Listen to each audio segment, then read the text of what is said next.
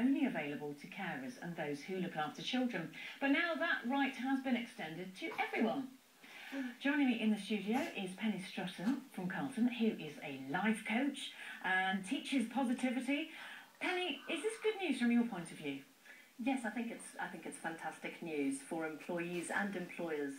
I think everybody should have the right to ask for flexible working, and I think it's a fantastic recognition from government that people can work very well in a flexible working basis. What's so good about flexi time then, from your point of view? Well, it allows people to have a life outside of work.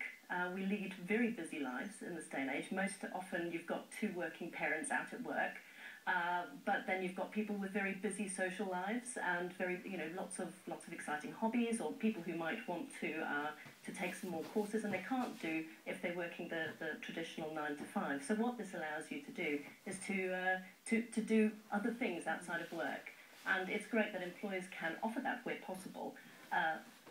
Yes, well, I wonder, having spoken to the Chamber of Commerce earlier on, whether or not bosses are going to say yes, because all that's happened is that an employee has the right to ask, and then the company must consider that reasonably, whereas there's nothing by law to make them offer flexible working hours. Absolutely, that's correct. Yes, everybody has now the right to ask, but the employer can say no. Yeah. But what this does, it encourages employers to take a look at the requests and say, well, can our business support this? Because if our business can support it, it's likely we're going to get a lot back from our employee. So you would say to employers then, watching tonight, think about it seriously because of what you might get back from that employee. And that's why this movement has taken place. It's the recognition that employers can get an awful lot from their employees if they are given this flexibility. But yeah, you're absolutely right. Employers can say no, and fair enough. In some respects, people cannot work flexibly. The nature of their job does not allow them to work flexibly. But I think what the movement does is say, okay, there's a bit of a culture shift in work going on here.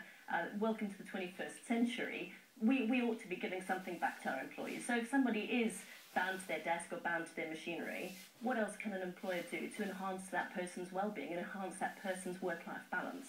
So I think this is really a step in the right direction. Who knows, maybe the rush hour will be slightly less heinous if our start times are staggered, if this takes off. Yeah, Penny, thank you.